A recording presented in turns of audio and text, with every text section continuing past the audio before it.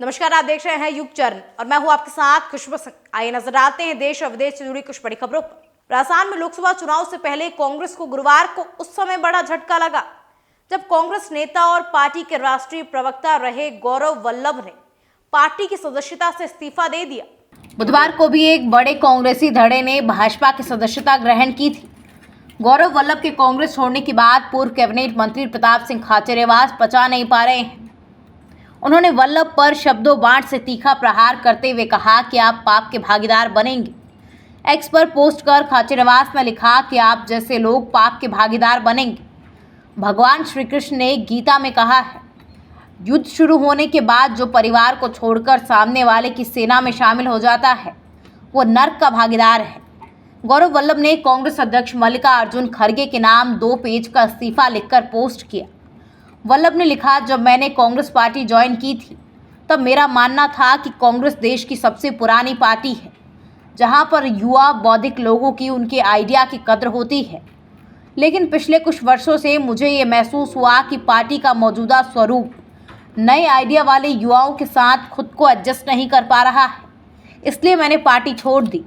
आम आदमी पार्टी के राज्यसभा सांसद संजय सिंह 6 महीने बाद तिहाड़ जेल से रिहा हो गए हैं। इसके बाद वो सीधे अरविंद केजरीवाल के घर गए, जहां संजय ने अरविंद की पत्नी सुनीता केजरीवाल से मुलाकात की और उनके पैर भी छुए। इसके बाद संजय करीब 10:15 पर आप पार्टी के ऑफिस पहुंचे। यहां गोपाल राय ने संजय को माला पहनाकर उनका स्वागत किया। फिर संजय ने कार्यकर्ताओं को संबोधित किया। सुप्रीम कोर्ट ने मंगलवार को उन्हें दिल्ली शराब नीति केस में जमानत दी थी। लीगल प्रोसेस होने की वजह से उनको रिहाई नहीं मिल पाई थी। संजय सिंह की पत्नी अनीता सिंह जमानत की प्रक्रिया पूरा करने के लिए बुधवार को राउज एवेन्यू कोर्ट पहुंची थी। कोर्ट ने 2 लाख रुपए के जमानती बॉन्ड और इतने ही अमाउंट की सिक्योरिटी पर जमानत दे दी। संजय सिंह की पत्नी ने बॉन्ड भरा। कोर्ट ने संजय सिंह की जमानत के लिए 3 शर्तें रखी। पहली शर्त, वो जेल से बाहर जाकर आबकारी नीति केस से जुड़ी कोई भी बयानबाजी नहीं करेंगे। दूसरी शर्त, अपना पासपोर्ट सरेंडर करेंगे। तीसरी शर्त, दिल्ली से बाहर जाने पर जांच एजेंसी को बताएंगे और अपनी लाइव लोकेशन शेयर करेंगे। गाजा में चल रही जंग में इजराइल का समर्थन करने से अमेरिका के मुस्लिम नेता बाइडेन प्रशासन से नाराज है। इसका असर व्हाइट हाउस के रमजान सेलिब्रेशन पर भी पड़ा है। अमेरिका के मुस्लिम नेताओं ने बाइडेन की इफ्तार पार्टी का न्योता ठुकरा दिया। इसके चलते बाइडेन को रमजान सेलिब्रेशन कैंसिल करना पड़ा। जबकि पिछले साल व्हाइट हाउस में हुई रमजान पार्टी में लोगों ने बाइडेन को बहुत प्यार दिया था। इस बार हालात बिल्कुल उल्टे हैं। मुस्लिमों ने विरोध जताते हुए व्हाइट हाउस के बाहर नमाज पढ़ी। बाइडेन को अपने रमजान डिनर के लिए व्हाइट हाउस में ही काम करने वाले मुस्लिम अधिकारियों को जुटाना पड़ा। हालांकि इन अधिकारियों के साथ डिनर से पहले बाइडेन ने कुछ मुस्लिम नेताओं से भी मीटिंग की। मीडिया रिपोर्ट्स के मुताबिक इस मीटिंग में मुस्लिम नेताओं ने गाजा में जंग पर अपनी बात रखी।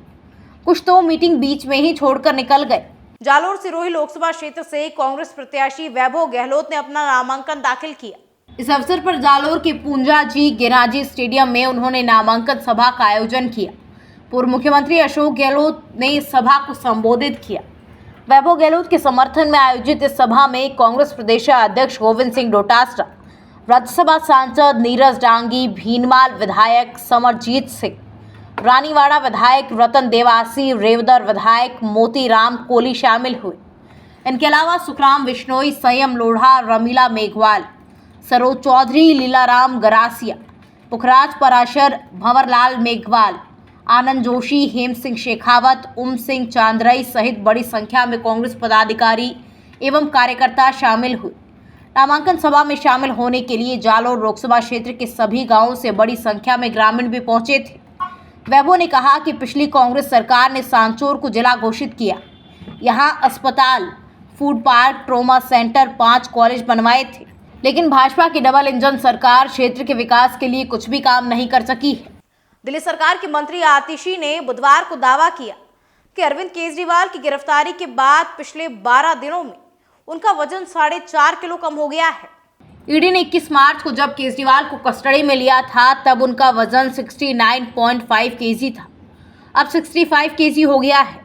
केजरीवाल को 10 दिन की रिमांड खत्म होने के बाद 1 अप्रैल को राउज एवेन्यू कोर्ट ने 15 अप्रैल तक न्यायिक हिरासत में तिहाड़ जेल भेज दिया था। आतिशी ने कहा कि केजरीवाल को सीवियर डायबिटिक है। आज भाजपा उन्हें जेल में डालकर उनके स्वास्थ्य को खतरे में डाल रही है। ईडी की हिरासत में रहने के दौरान उनका शुगर लेवल 3 बार गिर चुका है। उन्होंने बताया कि बीजेपी अरविंद केजरीवाल और आप को बर्बाद करने के लिए किसी भी हद तक जा सकती है। देश और विदेश से जुड़ी तमाम खबरों को देखने के लिए लाइक, शेयर और सब्सक्राइब करना ना भूलें युग चरण को। तब तक के लिए नमस्कार।